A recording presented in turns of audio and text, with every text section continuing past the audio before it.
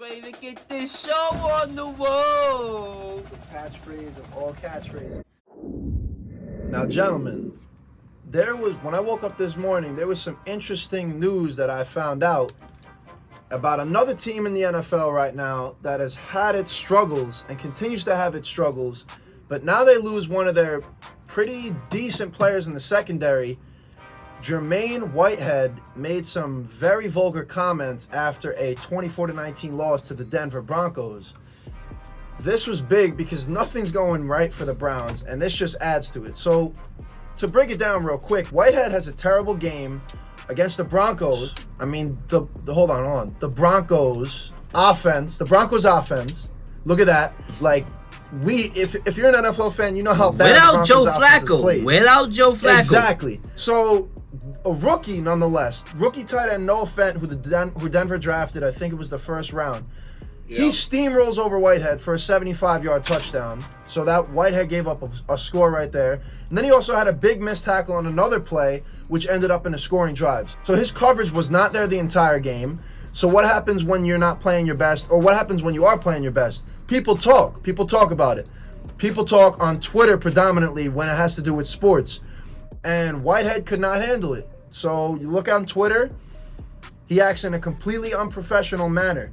If you're a pro, you have to be able to block these sorts of things out. And what did he say? If we can get that information to the Central New York. So we go on Twitter here, and Whitehead claps back, replying to Dustin Fox, who's a Browns radio network analyst, who basically said Whitehead looks terrible in this game, and he blew so many coverage plays, and it ended up in the Browns losing. So now Whitehead comes out of nowhere with a complete vulgar comment. He says, quote, "Come and get it in, blood," with the B word, made the A word, "Lil boy, I'm out there with a broken hand, don't get smoked." So it's not funny. He goes out. It's like, why? He goes all out here. Like, he literally just turned quip for no reason. He did. He turned gang affiliated on Twitter and completely blew up his spot because the Browns said, "We don't need any more negative stuff. We saw what happened with Baker in the media. See you later." They cut this man. He's jobless. Completely unprofessional act.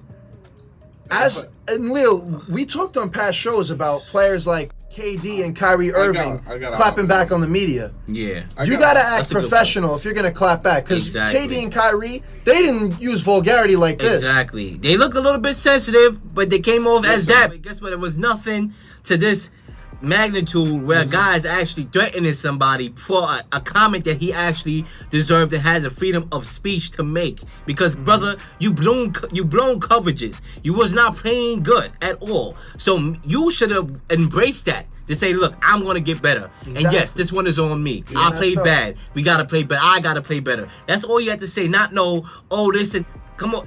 What is that? Then call him a cracker on top of that. I gotta get in here, Joe. I gotta get in this. Go ahead, Rob. Let's go. Let me tell you this right now. He was released, and the statement from the Browns Twitter was just that he was released. They didn't have anything else to say. They just said he's gone. They got nothing to say about it. They're dealing with this drama day in, day out. And why would you think that this is something you could do? Like, you can't ever say this stuff ridiculous to anybody. Like, I understand being frustrated and angry at a performance, but like you guys said, KD, Kyrie, if they have a problem, there's a way to clap back on Twitter in a professional manner, without being violent. Yeah. You know what I'm saying? So it's disgusting.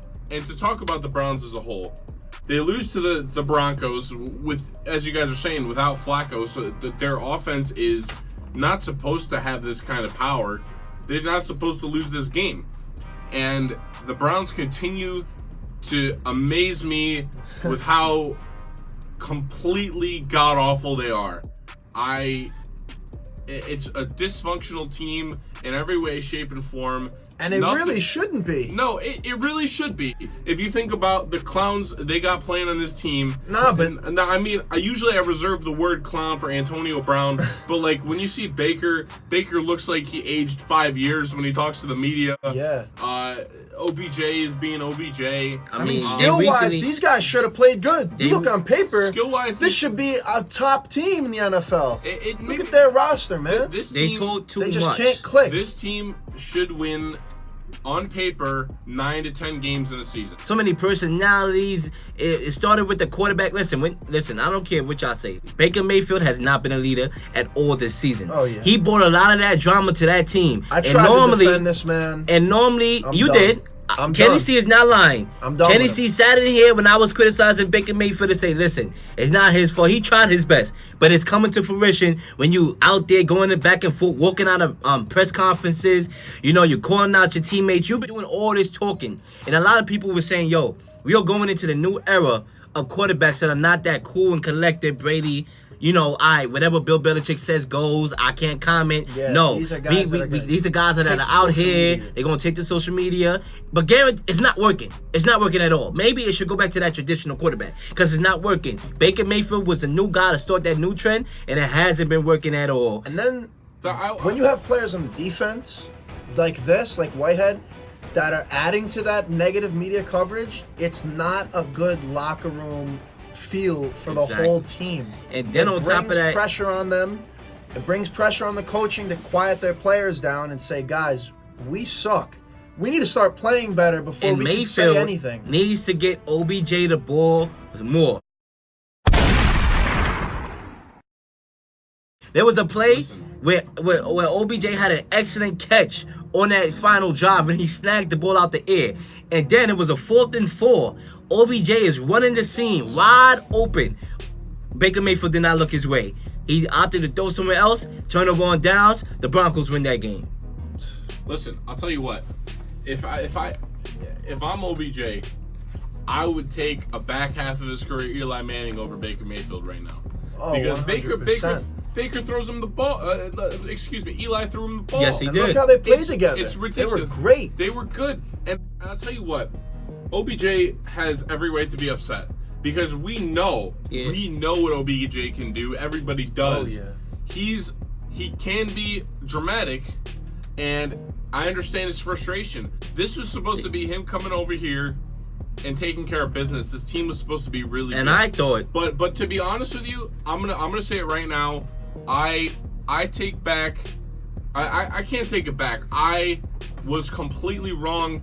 Every prediction I made about the Browns being good this year was foolhardy, and it was terrible. And now you've got the Steelers minus Big Ben, minus AB, minus Le'Veon Bell, who are 4-4 now. Yeah. Now the You can't even really. Steelers are looking like a decent team You again. can't even really bet on And the you know Browns what? No, you anymore. can't And bet on anything. it's not because of the talent, like you just said, they don't have their guys. It's not because of the talent why the Steelers Not at all. are ahead. It's because they're well coached, number one. Mike Mike Tomlin. excellent coach. Freddie Kitchens is not getting the job done at all either. Kitchens has to go. And their quarterback, Mason Rudolph, we've been having here Mason Rudolph talk.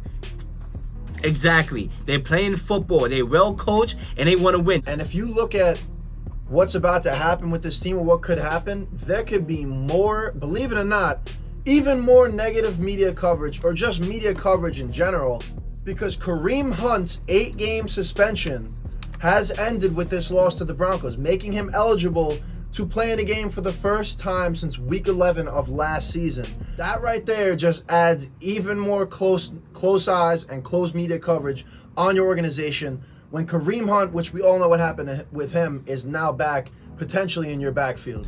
I mean, they 2-6. I feel like even with Kareem Hunt, they're going to be hunting for a daggone vacation at this point.